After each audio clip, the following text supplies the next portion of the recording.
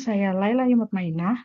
Pada video kali ini saya akan menjelaskan mengenai materi sejarah Indonesia kelas 10 atau fase E dengan judul materi Teori Asal-usul Nenek Moyang Bangsa Indonesia.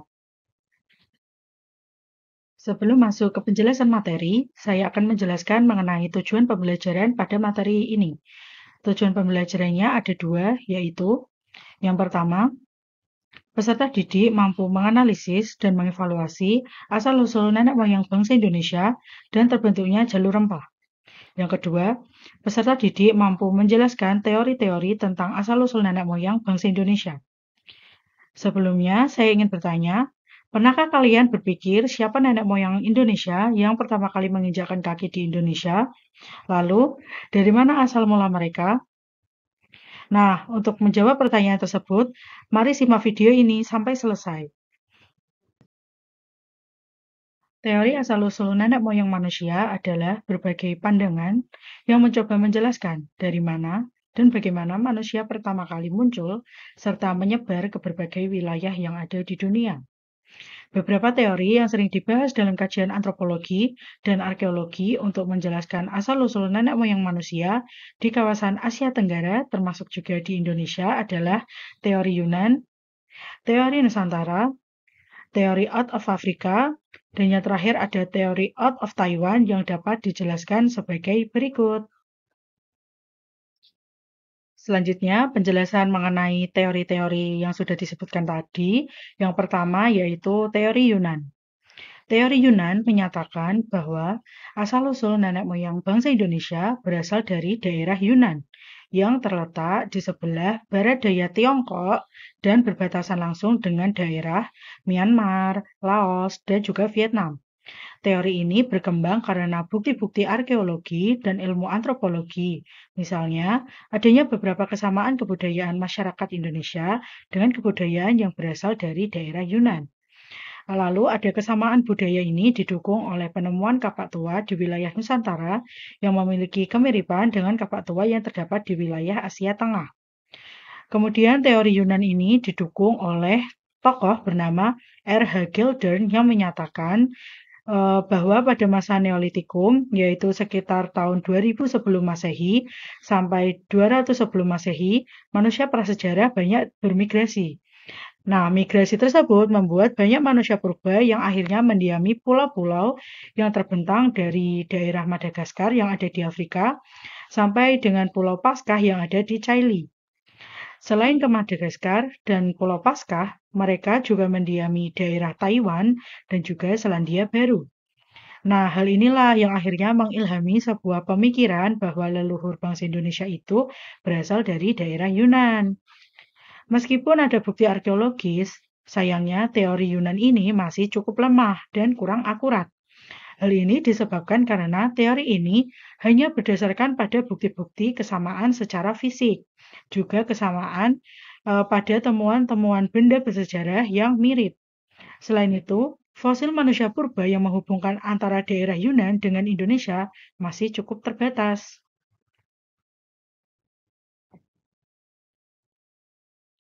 Oke, pembahasan yang kedua mengenai teori Nusantara. Teori Nusantara ini sangat berbeda dengan teori sebelumnya, yaitu teori Yunan. Dalam teori Nusantara disebutkan bahwa manusia Indonesia berasal dari bangsa Indonesia itu sendiri, bukan melalui proses migrasi dari daerah lain.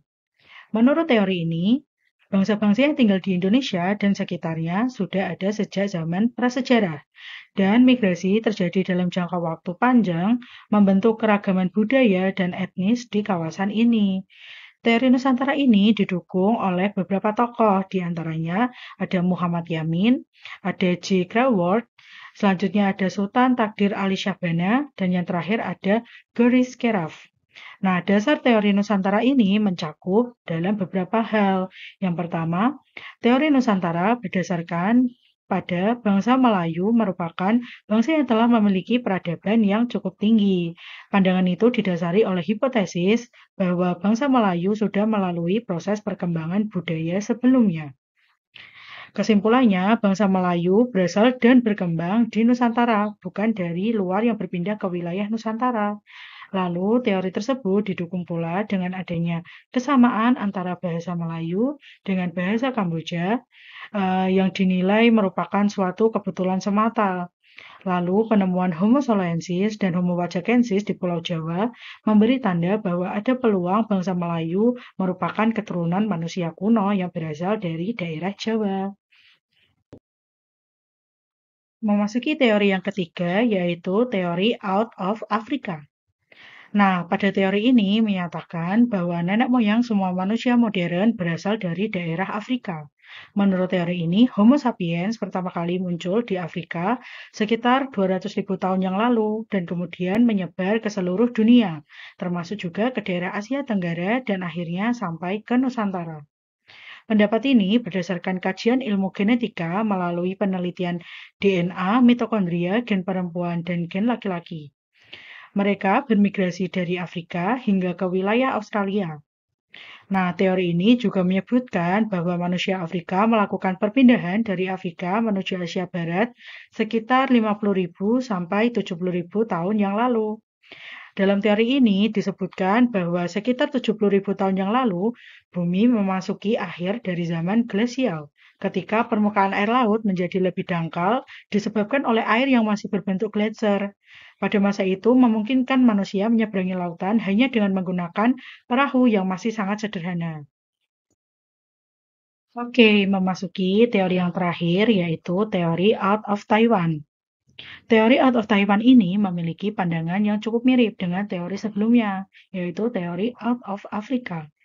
Pada teori out of Taiwan ini menyatakan bahwa asal-usul manusia Indonesia itu berasal dari Kepulauan Formosa atau Taiwan. Teori ini didukung oleh pakar bernama Harry Truman Simanjuntak didasari sejumlah argumentasi. Yang pertama, menurut teori ini tidak adanya pola genetika yang sama antara kromosom manusia di Indonesia dengan manusia yang berada di Tiongkok. Lalu, masih menurut teori ini, bahasa yang digunakan dan berkembang di wilayah Nusantara adalah bahasa yang merupakan serumpun dengan Austronesia. Rumpun Austronesia ini merupakan rumpun yang digunakan oleh leluhur bangsa Indonesia yang menetap di Pulau Formosa. Selanjutnya, terdapat beberapa pendapat dari para ahli mengenai teori asal-usul nenek moyang bangsa Indonesia. Yang pertama ada Muhammad Ali, yang kedua ada von Henggen, yang ketiga ada Muhammad Yamin, dan yang keempat ada Dr. Brandes. Yang pertama yaitu teori menurut Muhammad Yamin. Asal-usul nenek moyang bangsa Indonesia berasal dari daerah Yunan. Menurut Muhammad Ali, mereka datang terbagi menjadi dua gelombang. Gelombang yang pertama datang pada tahun 3000 sampai 1500 sebelum Masehi melalui hulu-hulu sungai besar di Asia dengan ciri menggunakan perahu bercadi satu. Sedangkan gelombang yang kedua datang pada tahun 1500 sampai 500 sebelum Masehi dengan menggunakan ciri perahu bercadi dua. Nah, teori ini menguatkan bahwa nenek moyang kita adalah memang seorang pelaut. Selanjutnya, teori menurut von Henggen. Teori von Henggen atau biasa disebut dengan teori Yunan adalah teori mengenai asal nenek moyang bangsa Indonesia yang paling terkenal dan diterima oleh banyak pihak. Menurutnya, nenek moyang kita datang terbagi menjadi dua gelombang migrasi, yaitu terjadi sekitar tahun 500 sebelum Masehi, Deutero-Melayu, dan terjadi sekitar tahun 1500 sebelum Masehi, Proto-Melayu. Mereka datang menyeberangi Samudra Hindia, lalu berhenti di pulau-pulau sekitar samudra tersebut, lalu menyebar kembali melalui wilayah-wilayah yang sekarang kita sebut dengan Asia Tenggara. Teori menurut Muhammad Yamin. Dari semua pendapat para ahli lainnya, Muhammad Yamin memiliki pendapat yang sangat bertentangan dengan pendapat ahli lainnya. Karena Muhammad Yamin menyatakan bahwa asal nenek moyang bangsa Indonesia itu berasal dari Indonesia sendiri. Teori dari Muhammad Yamin atau biasa dikenal dengan teori Nusantara ini diperkuat dengan penemuan-penemuan fosil dan artefak yang lebih lengkap di Indonesia dibandingkan dengan negara-negara Asia lainnya. Seperti penemuan manusia purba yaitu Homo wajakensis dan Homo soloensis yang ditemukan di Pulau Jawa. Pembahasan terakhir yaitu teori menurut Dr. Brandes.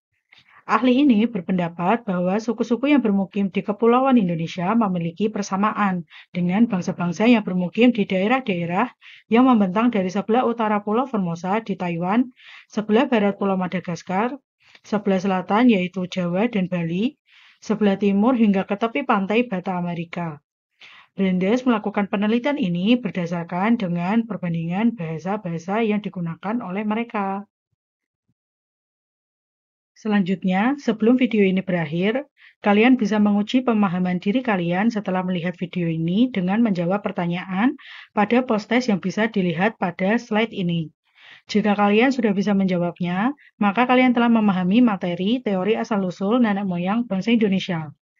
Untuk menjawabnya, jangan curang ya. Cobalah diingat-ingat terlebih dahulu.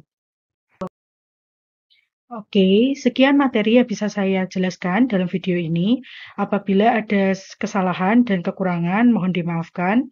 Wassalamualaikum warahmatullahi wabarakatuh.